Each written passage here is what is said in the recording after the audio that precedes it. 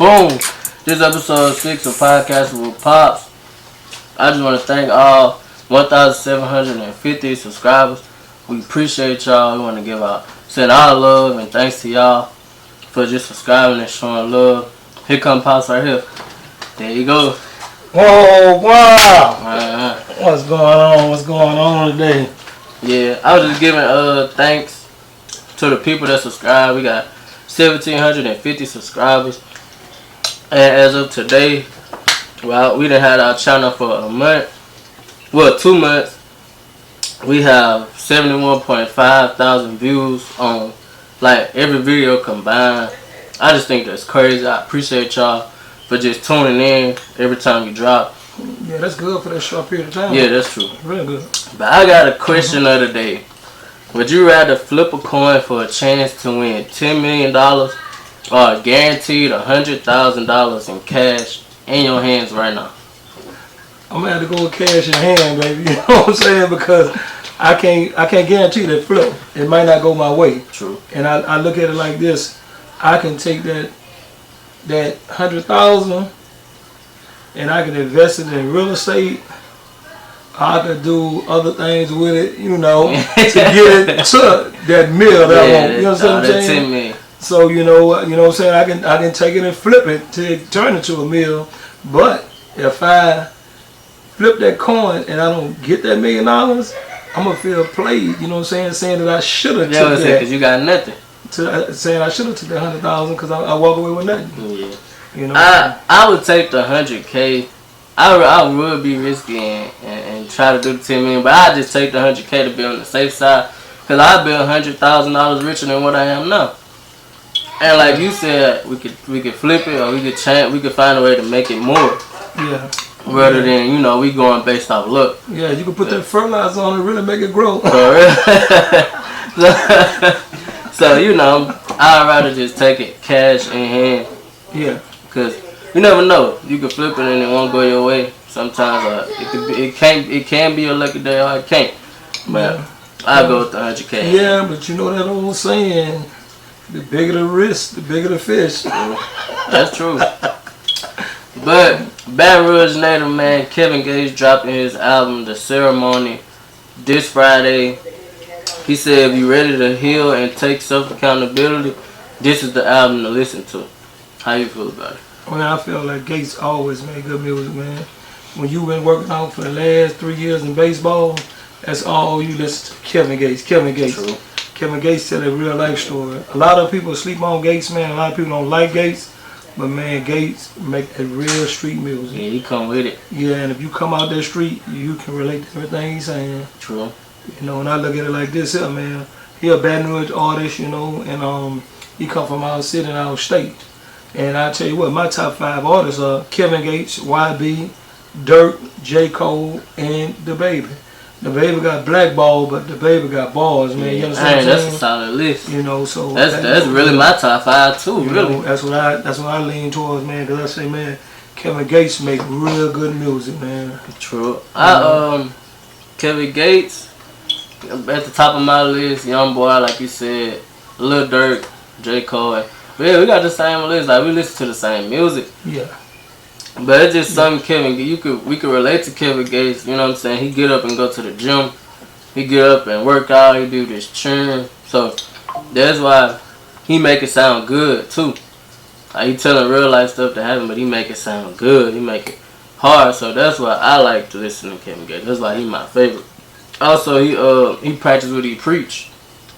You could tell by in the way he talk in his interviews and what he say in his songs. He ain't playing. Like his body reflected, his attitude reflected. Like if you look at past interviews, he'll be, like he said in his Breakfast Club interview, he was drinking lean on the Breakfast Club. This time, even for his album release party, he had champagne glass full of apple juice. Yeah. He said he called his body his temple. He didn't used to call it his temple because he was scared of the responsibility that came with it. Yeah. But now he ready and he in tune with the spiritual side. I tell you that. That's what I like to see too. Yeah. You could tell he growing as a person. Yeah. But he said his ritual in the morning is to wake up. He drink black coffee. He take a cold shower. he pray, he stretch, and then he go work out. What is your routine or ritual when you in your peak physical when I used to work out? Yeah, when I used to work out, man, I'd get up in the morning and do probably 1,000 sit-ups, do me some push-ups, drink me a little BCAA, fruit punch BCAA. After I finish that, I'll get me a little shake together, a little protein shake, and I'm off to the gym. You know what I'm saying? I'm going to hit that iron. On Mondays, I got chest and tries. On Tuesdays, I got back and buys. On Wednesdays, I got back. Thursday, shoulders. Friday, legs. Saturday, Sunday, rest. You know, so when I was into it, but I'm about to get back in the tune of it. Like I say, I guess I'm hungover from New Year's. It's a while back, but I got to get myself back in shape, man. You know, I just been lagging around, being lazy and stuff like that. But that motivation is gonna hit pretty soon. Probably start Friday when that new Kevin Gates drop. When it drop Friday, Friday. I'll be ready to work out to it on that Monday. That's kind of my routine too. Like during the summer, you know, me and my daddy, we work out together when I'm home. So get up like 6 in the morning. I take my BCAA, I put it in my water, but I don't really do too much extra stuff. I get a protein shake. I go hit in the building. I go lift weights, and then drink my protein shake, and then the rest of the day is done. But certain days, like Tuesdays and Thursdays, I used to work on my throwing and stuff so I can get my arms stronger. But other than that, that was really it for me. So that was my routine. He said the reason he lost weight, he got in shape because he was holding a baby, and the baby kept trying to turn around and suck his breast. And that was all the motivation he needed. Yeah, that'll motivate any man. Yeah. Being embarrassed or, you know, ashamed like that. But you got to touch on this. You know, every time we get out that gym for working out, what will we do before we leave out of that gym? Oh, every time when we finish working out, we pray. We take a knee, cut the light off, take a knee, and we pray. Yeah. Thank God for another day, you know, everything He done for us. Every time we finish working out, we would pray. We would take a knee and pray. Yeah, we take a knee and pray. And pray before we leave out the workout. Yeah. But he said he just keep replacing unhealthy habits with healthy habits. Like how we drink cold drink, replace that with a 0 calorie drink with water. Just do it one day at a time. That's what he was saying in his interview. Like, don't try to change everything all at once. Just take it one day at a time. I just show up at the gym and do what you could do. Don't try to kill yourself on the first day. Yeah. But that's understandable. In my opinion, I say Kevin Gates can't miss his album I'm Him, the album / mixtape.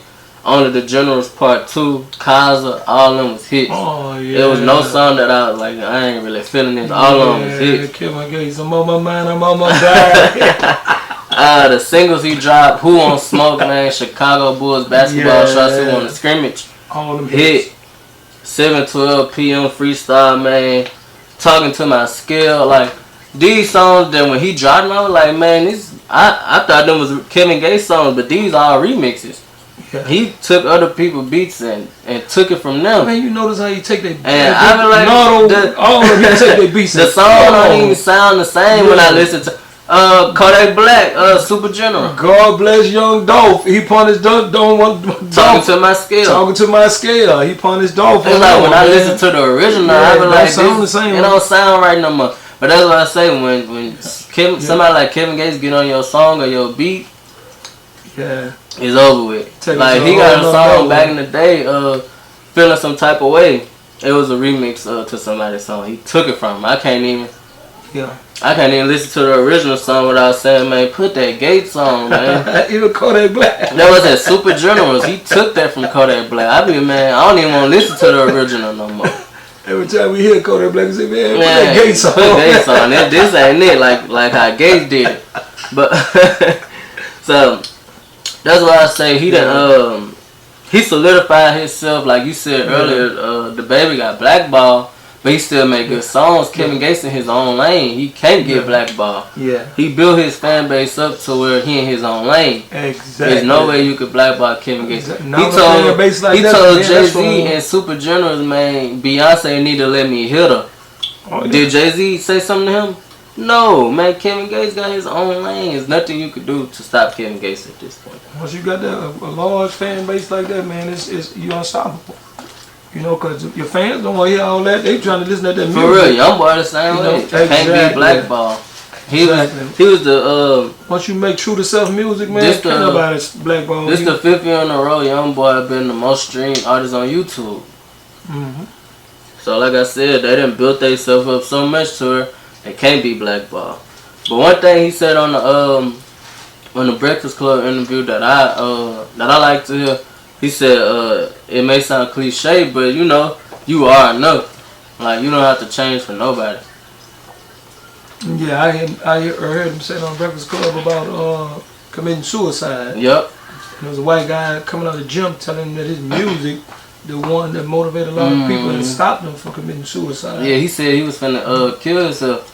He got fresh, took a shower. He finna blow his brains. That man finna push his stuff back. That's what he said, you know, it was a sign from God, because a big swole white dude walked up to him and said, you know, it's a crazy world out here. And they started talking, and he ended up telling Gates, man, your music stopped me from killing myself. And he told God, I guess that was a sign. I guess I'll stick around. Yeah. And he said he told the dude he was gonna do it, and the dude said, you know, if you do this, a lot of people gonna start killing themselves. Like, your music stopping people from killing themselves. But that's why I say, man, Kevin Gates is open and honest in his music. That's why I like it, because on the Generals Part 2, he got a song where he said he was molested, and what he did to the dude who, you know what I'm saying, molested him. So that's what I'm saying, like, he keep it real like that. That's why I love his music, because he keep it real and he keep it honest. And that realness that you put on the song, you never know how far it'll go. He a good storyteller, but he speak the truth. It'll stop somebody from killing themselves. Yeah. He said a lot of people walk up to him and say, man, you saved my life. Like, that go a long way. Yeah. But the next segment, we got a new segment called Inside the Mind. It's a segment built around my baseball career, where moments that happen on the field that I got actual footage of, where people probably won't like believe this happened. I'm just breaking down my bad viral moments that happen. So today we got Ole Miss viral moment. So it started off by one of my freshman teammates had hit a home run. I didn't really get a chance to do much like offensively that game. I got hit and I got walked. I got walked and I got hit by a pitch. And I was asked to pitch because our pitchers was basically scared. Like, they didn't want to throw strikes. They was scared to get for someone to hit a home run on them. Mind you, I was throwing 62 miles per hour. So I mean, that's all I got. But they asked me to do it, so I did it. Yeah, but your pitch has so much movement on it that it really was actually hard for me to hit you. That was it, and I struck somebody out on national TV. So this how it happened. I was pitching. I did a pickoff move. No way, I'm not even gonna say that. I'm gonna say why this happened. So I'm not a pitcher. I'm a first baseman. We had at third base. We had a pitcher playing third base. Our original third baseman was playing shortstop. Our catcher was supposed to be our shortstop, but he was catching, and we had an outfielder playing first base. So it was kind of sound like you had a coach as a bozo. You know what I'm saying? So everybody was playing out of position. We was all out of position, so it was like a bad news bad moment was bound to happen. But we wasn't. I wasn't thinking like that. I know. I was like, man, let's do what we gotta do to at least keep the game close, at least win. But so I picked somebody off at first. He run from first to second. Everybody meet up at second base. Nobody at third base. But in the moment, I'm not realizing this. I'm walking to try to get the ball. He ran from second to third. We threw the ball to third. He was safe. I'm trying to get the ball from the catcher at third base. He take off home. Like, that was one of the most viral plays that happened in 2022. Yeah. And I was a part of it. I was pitching. And worst baseball moments ever. Yeah, man. Like, I got back to the Ole Miss locker room, man. My phone I was strolling at all the messages I had, man. Y'all on ESPN and looking bad. I'm like, Lord, the game just ended 2 minutes ago. How I got 200 messages and nothing. Man, y'all were mentioning what it was good. Man, it was so crazy. Like, we made it on ESPN. Worst college game ever. Good Morning America. We was all over social media. Like, that was crazy. Like, but in the moment, it didn't seem that big. Like, when you on the field, it was like, that was crazy, but it wasn't enough to go viral. But when I look back on it, it really was. Like, that was horrible. And our coach gonna get on the bus talking about we made history and all publicity is good publicity. For the wrong reason. What are you talking about, dude? You a sore loser. Actually, like, you don't got no winning in your heart. Now that I think about it, like, what are you talking about?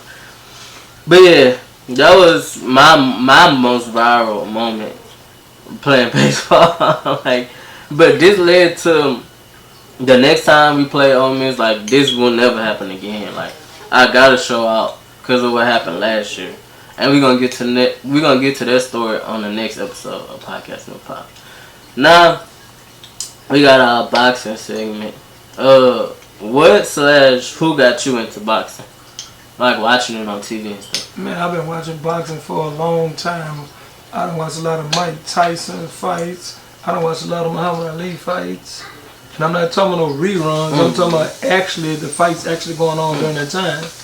You know, but I was a fan of boxing for a long time. There's been a lot of great fighters, man, but Floyd Mayweather the one really got me into that boxing, glued to it the way I am.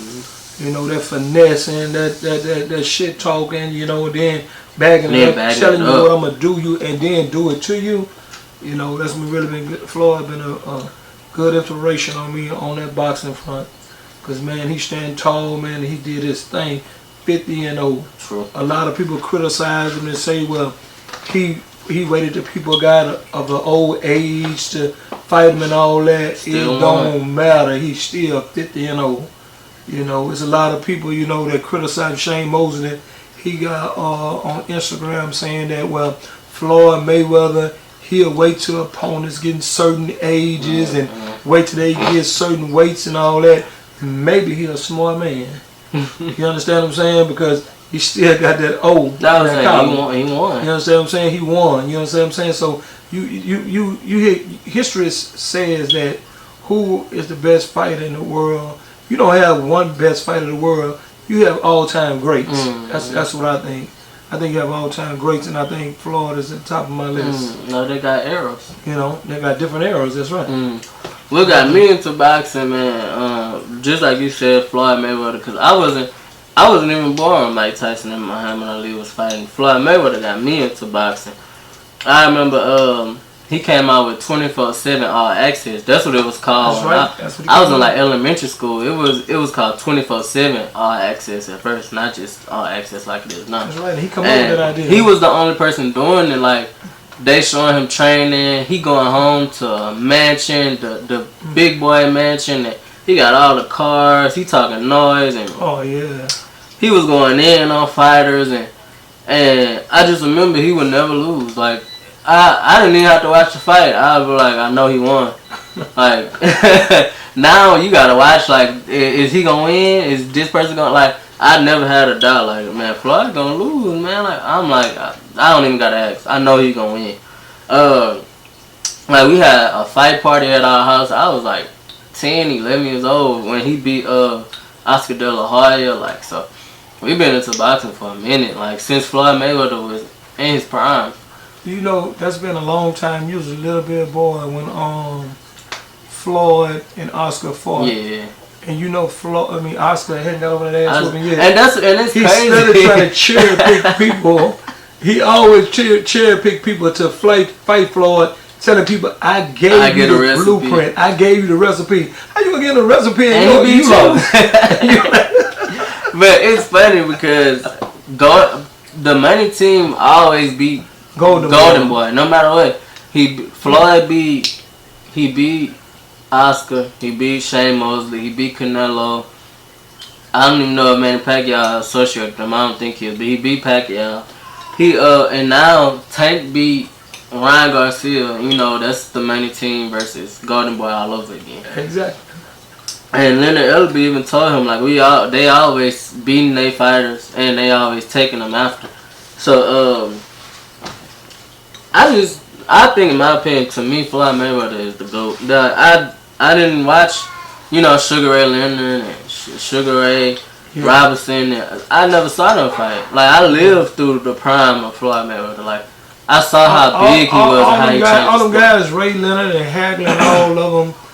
They say Floyd didn't take the punishment and he didn't mix it up with guys, and a lot of them fucked up right now. And Floyd's still walking around here looking the same. With billions. You know what I'm saying? With billions of dollars in his right mind frame and everything. So, you know, what they saying, it don't even matter. I saw Floyd Mayweather change the business of boxing, like, where it was just about fighting at first and he made it about the money. Like I remember he made what $300 million, $100 million fighting Manny Pacquiao. Like, he had the check and everything. I was like, Lord have mercy. Like, got a question for you. What you think about the guy on Turkey Al Sheikh, the Saudi Arabia guy that's trying to get all the great fights and all the big fights in Saudi Arabia? I think he's doing what he's supposed to do, because obviously in the States, we can't make the fights happen. Like, Anthony Joshua and Deontay Wilder were supposed to fight 5 years ago. Terrence Crawford and Errol Spence were supposed to fight like 5 years ago, 4 years ago. Tank and Haney should have been on their second fight. Tank and Shakur should have been fought 2-3 years ago. So I understand if he say he want to fight, he most likely gonna make it happen. Man, he's sending word to him and telling him he get him big bags for real. Come over there and fight, man. Like, and that's what I'm saying. Deontay Wilder got $50 million to put on the performance he put on. I think Anthony Joshua got 50. He got uppers of $50 million. They gave Deontay Wilder 50 cents. Man, to put on that poor piss ass performance. But that's what I'm saying. That man giving out big checks. Yeah, because he said word to Tank, and what did Tank say? He want 2 Ferraris. They done made him mad. I mean, that sounded a little crazy. Give him 2 Ferraris for him to he capable of doing it. I remember Lil Wayne said it was a problem with him flying with his jury because it was $25,000. Security was giving a problem. He had to make a claim. Yeah. So the man asked him. He said, Lamborghini or Ferrari? Lil Wayne said Lamborghini. And he said, what color? He said, black. He said, it'll be at your house in 3 weeks. Man, Lil Wayne did an interview and said he just got it a few days ago. Man, them boys got bags over there, man. Them boys getting to that paper. But I can't understand why promoters over here not getting them guys that big money. True. Like that. They got a whole, country and stuff behind them. Like, so. I guess it's that all money. Yeah, but so. I think he's doing the right thing because he's trying to make boxing like great again. 2023 was a great year of boxing. Like, don't get me wrong, but it's some fights that should have been happening that he trying to make happen. Like, he even said during the Their Reckoning card with Deontay Wilder and them, he said he want to see Deontay Wilder and Anthony Joshua fight. And he said he want to see Tank and Haney. He want to see Bivol fight. So there's a lot of people that he want to see fight, and he trying to make it happen. So, how you feel about Tank versus Haney in Saudi Arabia? Like, do you think it should happen over there or not? I think Tank gonna whoop him anywhere they go. Yeah, it don't really matter where they fight. It could be in Saudi Arabia. It could be in my backyard. It could be in the sandbox. It don't matter. Tank gonna get there with him. But I think fights like that, like Tank versus Haney and Tank versus Shakur, I think that should happen in Las Vegas because that's what Floyd laid the blueprint in, and that's what all the big fights happen in Vegas. All of them going to Saudi Arabia, man. Like I say, the guy over there, man, he's giving big money for him to come over there and fight. And then he filling coliseums. True. And that's what they want to see. But Tank versus Shakur will never happen, according to Calvin Ford, Gervonta Davis' coach. How you feel about that? Well, Kevin Ford has a point. You know, Tank coming to stop him, he coming to run. They're not having a track meet, they're having a boxing match. True. So, Tank, you know what I'm saying, he gonna just go another direction. Yeah, I think. Which he should. I think he should go another direction because if they do fight and Shakur fight the way he fought Edwin De Los Santos, it's gonna mess up both of their brains. Exactly. Like Tank, known for never having an off day. He come with it every time. He knocking people out. Trying to chase him down. He gonna have to really run to get Shakur, and that's gonna make Tank look awkward, and Shakur gonna look the same as he did last time. So I think his coach is right. He said, I don't think Shakur Stevens should even be in the rankings, man. You know, that last fight, man, you look like a piece of shit. You just be honest, man. You know, he shouldn't even be in the rankings, man. You know, I don't know. Man, he should be in the rankings. Maybe we need to start rapping. Go to rapper. Someone go rap. He was Jay Prince anyway. But turn to a rapper. Yeah. That wouldn't be a good style, a good stylistic matchup if Shakur gonna fight. If you got power and speed, like I said once before, Shakur gonna run, and we all have seen this multiple times. So that wouldn't be a good fight for Tank. I think Devin Haney would at least, you know, not run, but he gonna box and move. He gonna be easier to touch than Shakur would. Yeah, because Showbiz, he said that word is Tank working on his footwork. So who is he working on his footwork for? True. You know, so hopefully it's Devin Haney. Hopefully it's Devin Haney. Man, that'll be the fight of the century. And I don't think nobody will be disappointed with it either. Yeah, and I don't get me wrong. I think it'll be a competitive fight, but Tank always catch up with you. But I want. I think he'll lure him in. I want to let you know something as well. Everybody, I don't want to take away from Devin Haney. He's a great boxer. He a great boxer. He got a good skill set. He's skillful. But the thing about it is, he get touched too much. As a fighter, he get touched too much. And he have a problem with left-hand fighters.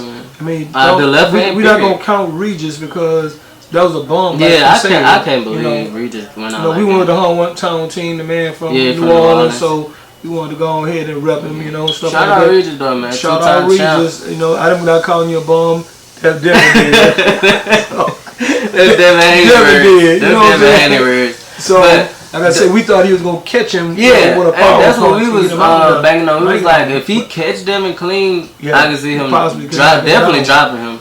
Yeah, but at least knocking him down. Yeah, definitely. Because I thought Devin was gonna get dropped, but that fight with Regis made Devin Haney seem like untouchable. Yeah, like Devin Haney get touched a lot. He get touched too much, especially versus old fights. Even versus Lomachenko, he lost. You talking the fight he lost? You talking the one he lost?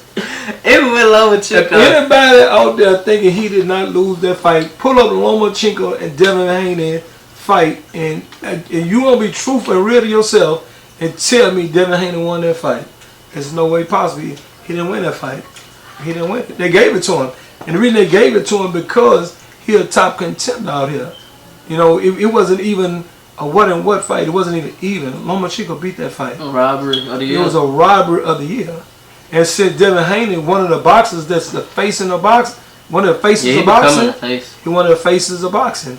You know, they gave it to him. You know, which I think was bull. He was already undisputed, right? Yeah. And when they fought, because Loma was fighting. So okay. Sometimes it's politics. You know, a lot of times they say you gotta beat the champion, like you gotta beat the brakes off of him.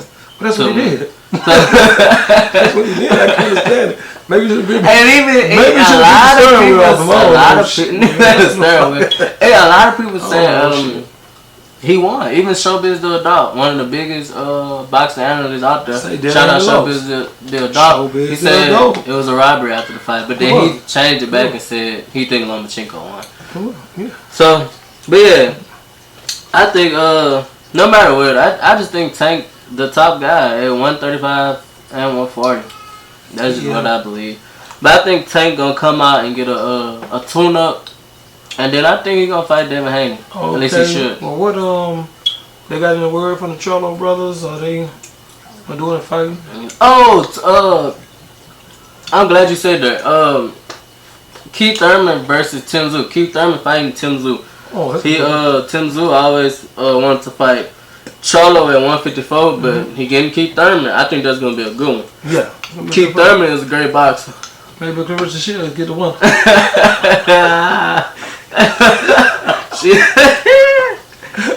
Since you always talking about fight, she always want to fight somebody, especially a man. But I think that's gonna be a good one.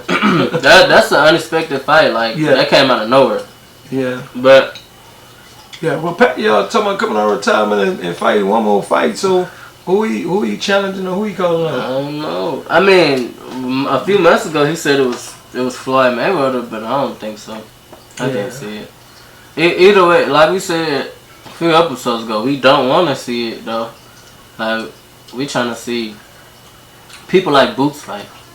Yeah, I don't know who want to fight Boots Henderson. Like he just off to the side. Yeah, that man a killer, man. Nobody trying to fight him. That's why I'm really wondering. I kind of hope Spence and Crawford don't rematch. I want to see Boots versus Crawford. Yeah. That's the fight I want to see. Or Spencer against Ennis. Boots. Yeah, that'd be good. Boots Ennis. I know Spencer do it too. Just to see if Spence going, is he ready for it? Ready for this prime time again? I don't know. That's a scary fight for Spence. I don't think he should do it, but cause man, Boots is really like Terrence Crawford. Like he's that guy. So I mean that's scary. He but is that guy. We got a motivational message. I didn't write nothing down again. But let's see. Just you are enough. And you are enough. That's it. Yep, and you your best friend. Yes, sir. Choose your friends wisely. You are enough. And you are enough. I want to give a shout out to Fo Baby Dude, man, on my show right now, man. The best party promoter in the world. Shout out to you. Shout out, my man. Peace. Oh, and after that, I want to give a shout out with Sweat with MJ, man. I've been knowing him since I was 8 or 9 years old, man. A good personal trainer, man. Y'all go lock in with Sweat with MJ on Instagram. Peace.